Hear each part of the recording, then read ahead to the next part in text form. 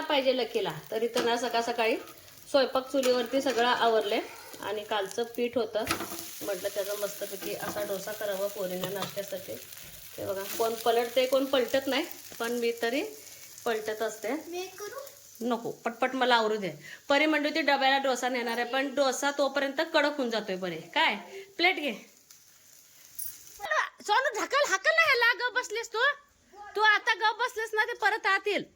पाऊस यायला लागलाय की ग. आ चल गाडवा. आणि आभाळ बघा किती भरले.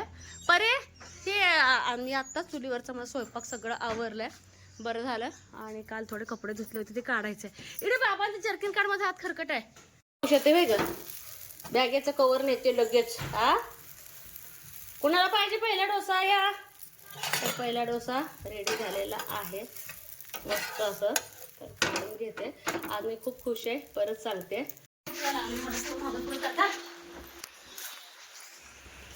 आणि पाऊस यायला लागलाय आणि मला वैराणाचा भिंडा उचलता ना म्हणलं पटकन पाल घेतलं.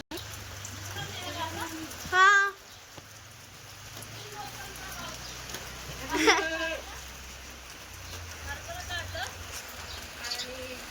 मका करायची होती. बाबा अडकले आठत. बाबा अडकू दे खरं. माझी पंचायत झाली की आता कसं काढायचं मी काढते एकाला जायला ग. काय तर करील ती आई. ए ढुम्मे आगाव. शेळ्यांना ना पाऊस बिलकुल चालत नाही. ए लकी बाहेर कर.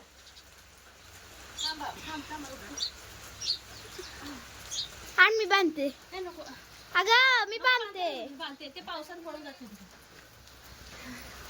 ए थांब. हा बांध. तात्पुरते गाठ मारले. मी बांधते की मला येते. काळजी करते हेच बरं आहे. तर पाऊस बिनमोसम तुम्हाला मी काल म्हटले ते ना पाऊस आला नाही. पाऊस आले आणि शेळ्यांना पाऊस चालत नाही. लगेच हा म्हशीला पाऊस चालतोय. म्हैस उलट पाण्यात जाते. तिला ढबू म्हैस कशात म्हैस पाण्यात हा पाण्यात लगे त्याला मारला तरी कळत नाही. ही बघ कसं करते. ही बघ बारक. ए बारक्या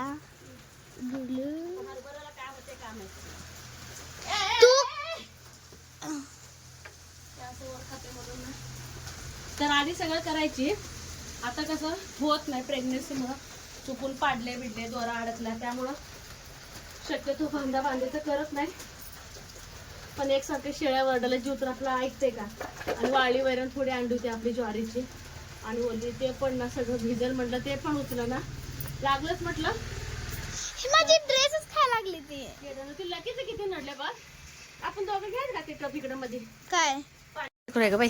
हे दोघांच्या मध्ये तुला दोघं मिळून उचलायचं म्हणतो तुम्ही पिल्लू. तिला पण प्यायला पाहिजे ह्याला पण प्यायला पाहिजे. चल चल झालं चल. काय आगाव करले गेलं की दिलंय ना तुला सकाळी चपाती. चल बाय तशी परी आहे. मग अशी आत आलं होतं तसं आत येऊ द्यायचं नाही सांग तुला. थांब त्याला सटकं पाय. थांब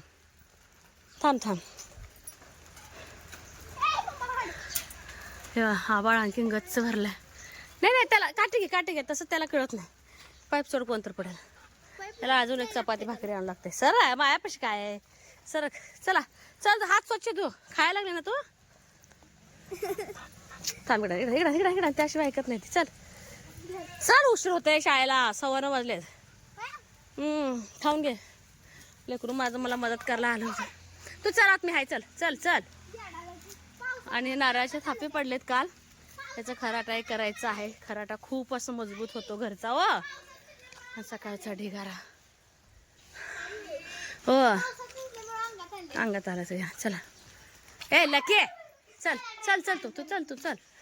इथे एक पडलंय काढून घ्यायला पाहिजे. काय येण्यासारखं करते हे. पर एक चपात्या मी बाहेर तर देते त्याला कमी होईल. आण तू. आणि ते तुरी होत्या फटा पुरीने आणून ठेवलं वजन. हे काय वजन उचलते बाई मला पटपट भिजवलेल्या तुरी. आण एक दे. एक सारखं मागतोय. 2 आहेत. जाऊ नाही तर राहू, टेन्शन गेलं. चल बाहेर बसा आता निवांत तुम्ही. साठी मस्त असं कडक पातळ छान डोसा केलाय. आता निवांत बसून मी खाते नाश्ता. आणि बाहेर इतकं वातावरण असं म्हणजे ढगाळलेलं झालंय ना, अक्षरशः असं बाहेर अंधार पडलंय, भरपूर असं वारं थंडी आणि गरजायला सुद्धा लागलेलं आहे.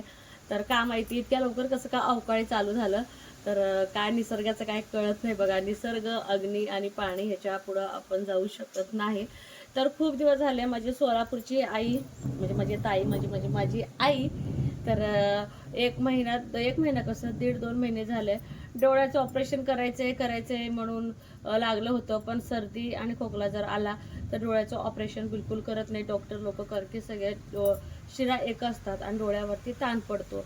मग मला एक टेन्शन, माझ्या आईला एक टेन्शन, कारण की गेल्या महिन्यात शक्यतो थंडीच्या दिवसातच डोळ्याचं ऑपरेशन केलं चांगलं असतं. म्हणजे माझ्या आईला दोन्ही डोळ्याला मोतीबिंदू झाला आणि ते थोडं पुढं चाललेलं होतं आणि लवकरच ना ऑपरेशन ना करायचं होतं आईचं. तर सर्दी खोकल्यामुळं राहिलं. मला एक टेन्शन की माझ्या डिलिव्हरीमध्ये म्हणजे माझ्यामुळं आईचं ऑपरेशन डोळ्याचं राहायला नको, एक निमित्त पण व्हायला नको. आणि विशेष म्हणजे आईला दिसायचं म्हणजे थोडं अंधखंदखत दिसतं ना, तिचं एक ते प्रॉब्लेम. म्हटलं कसल्याही परिस्थितीत आईचं सर्दी खोकला कमी एक व्हायला पाहिजे. किती पत्ते पाणी करत होती, कमीच होत नव्हतं. गरम पाणी सतत कानाला, त्या माझ्या आईचं कानाला कधी पण तुम्ही बघा सोलापूरला गेले की 5च्या पुढं कानाला बांधलेलंच असते आईचं 12 महिने. एवढं सगळं करून आईचं सर्दी वगैरे काही कमी होत नव्हतं. तर कसं तरी ना सर्दी कमी झाली. आणि काल का परवा दिवशीच बघा माझा भाऊ आणि आई गेले होते दवाखान्यात, म्हणजे टेस्ट करायचे असतात ना, म्हणजे सगळं शरीरातलं व्यवस्थित आहे का हे बघण्यासाठी. तर डॉक्टरांनी सोमवारी या असं बोललेले. पण कालचा दिवस कसा ढकलला आम्ही सगळे आम्हालाच माहिती आहे. जसं की म्हणजे माहेरची म्हणा किंवा मी म्हणा, कारण की असं वाटत होतं की सर्दीचं काय सांगता येत नाही, एकाच रात्रीत सर्दी येऊ शकते. तर सकाळी काय मी अण्णाला फोन केले नाही किंवा ताईचं सर्दी खोकला वगैरे कमी झाले का नाही, फक्त एवढं बोललेले की अण्णा वगैरे उद्या बोलवले दवाखान्यात आणि उद्या काय होतंय बघू. तर अण्णांचाच 8:15ला मला फोन आला की सकाळी की तुझ्या आईचं झालं बघ ऑपरेशन.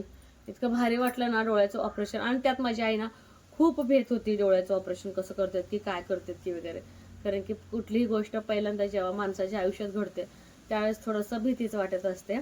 आता का मला आईला दररोज फोनवर बोलता वगैरे काय येणार नाही, कारण की फोनच्या संपर्कात वगैरे आईला यायचं नाही किंवा कुठल्या स्त्रीच्या वगैरे यायचं नाही. पण मनाला आज इतकं भारी वाटायला लागले ना, असंही मोतीबिंदू व्हायला नको होतं पण झाला, त्याला काय करावं. पण ऑपरेशन व्यवस्थित झालं हे एक मला मनाला समाधान झालं. सध्या तर एका डोळ्याचं झालेलं आहे. आता बघू डॉक्टर आता दुसऱ्या डोळ्याचं कधी म्हणतात त्यावेळेस करून घे बोलले. कारण की मला पण टेन्शन आलं. आता मला लागलंय 8वा महिना आणि 8वा आता एकेकांना कसं आता सईपरी कसं 9 महिने 9 दिवस घेत होते, दोघी पण घेत होते डिलिव्हरीच्या वेळेस त्यांच्या.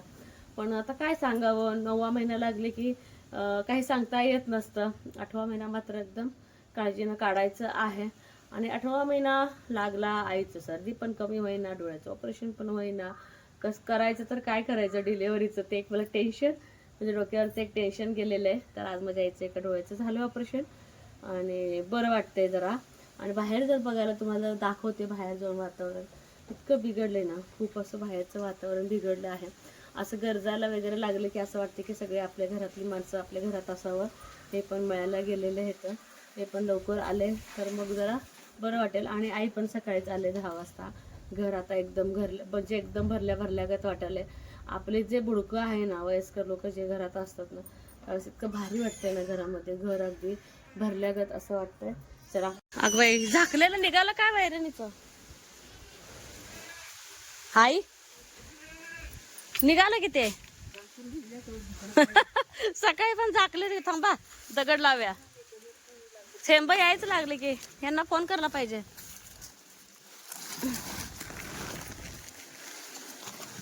ही एवढी बारकी दगड काय ठेवून चालतंय व? ही ठेवलं होतं काय दुसरं आणूया मोठं. काय खाऊ घातलंय ना आता हे फरशी.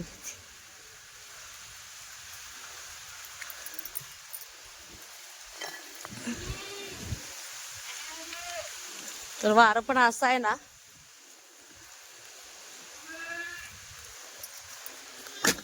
बस सोडा आई. आलीच थेंब. हे वातावरण आला आला पाऊस. चला चला बघू बघूच तर हे बघ, पाऊस आलाच. आज दिवसभर काय आईना मला काय आराम नाही काय नाही, कारण की दिवसभर इतकं वारं कावदान होतं ना, खूप वारं. आणि दुसरी गोष्ट बारीक बारीक चिटचिट पाऊस. तर काय बाहेर भिजतं ह्या भीतीनं बाहेरच असायचो. आणि दुसरी गोष्ट दुपारचं इतकं गरजत होतं ना, शेळ्या पण खूप घाबरत होते. आणि का माहिती अलीकडे वरून तर असं एक छोटंसं विमान गेल्यासारखं दिसतंय आणि एकदम धाड दिवशी आवाज येतो. असं वाटतं की काय पडते का काय, ते एक दिवसभर भीती. आणि दुसरी गोष्ट हरभऱ्यात म्हणजे हरभरा आपल्या जे काढलेला आहे ते उडून जाईल का हे एक टेन्शन. तर खूप टेन्शन असतं बघा शेतकऱ्यांना, काय खरं नाही. तर अचानक ना मला भेटायला एक खूप छान आत्याबाई आलेले आहेत. ते आपले मुळात आलेगावचेच आहेत, पण ते आता राहायला इथं नाही आहे, त्यामुळे जास्त आलेगावचं यायचं होत नाही. पण त्यांचा एक असा अट्टहास होता की यूट्यूबवाली कोण आहे, यूट्यूबवाली कोण आहे, मला त्यांनाच भेटायचं आहे. ह्या आशेनं त्या आलेल्या होत्या. खरंच मला इतकं छान वाटलं ना, खूप छान वाटलं आलेत मावशी. आणि तुम्हाला आता ही दिसत असेल, ही तनू आहे. तर तनू म्हणजे माझ्या मळ्यातल्या जावेची मुलगी आहे. तर सईपरीच्या शाळेत असते ती. तर त्यांच्या सईपरीबरोबर ते पण घरी आलेले. म्हटलं चला सगळ्यांना छान मस्तपैकी चहा वगैरे द्यावं. आणि चहा बिस्किट दिलं पोरींना खाण्यासाठी. आणि इकडं लागलंच ना, तर मळ्यातलं मध आणलं होतं ह्यांनी काढून, मोहोळ. तर त्यातलं ना मध काढायचं होतं. तर ते मला काही काढायला येत नाही, अगदी व्यवस्थित असं आई काढतात. आणि एकमेकांना आम्ही काय शेअर करतो. जसं की मला पलीकडच्या सासूबाई पालक दिले, मुळा दिले, आणि आणखीन एका सासूबाईनं मला तर भेंडी दिले, काकडी दिले. असं कोण तर कोण भाजीपाला देत असते. आम्ही पण त्यांना काहीतरी काही देत असतो, ते पण आम्हाला देतात.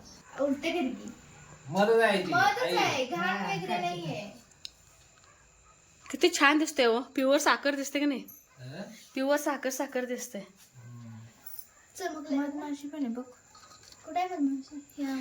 आई ते बाळाला मध का चाटवते तू, जलमल्या बाळाला मध चाटवायचं म्हणते, ते का चाटवते जलमल्या हाय का. मग आता हे एकदम स्टोअर छान करून ठेवायला पाहिजे. अगदी थोडं एवढं जर ठेवलं तरी पण चालतंय. मळ्यात काय इथं घरात आहे आपल्या. हा हे मळ्यातलं होय हो, लय मोठा होता. ते झाडच तोडला बाबांनी. ते सई खाते चोकून चोकून टाकायचं, चोकून टाक. परवा तू पण घे जा.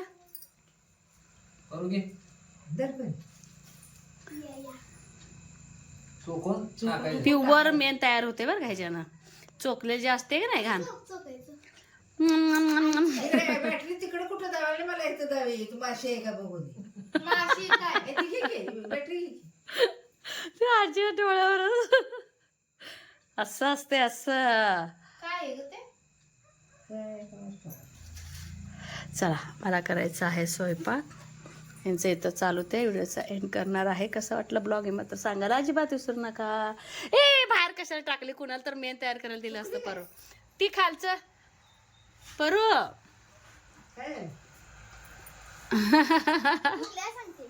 असू दे. आता आजी कुठे मेन लागते, आजी तेव्हा कुंकू लावतं ते आजी मेन तयार करायची.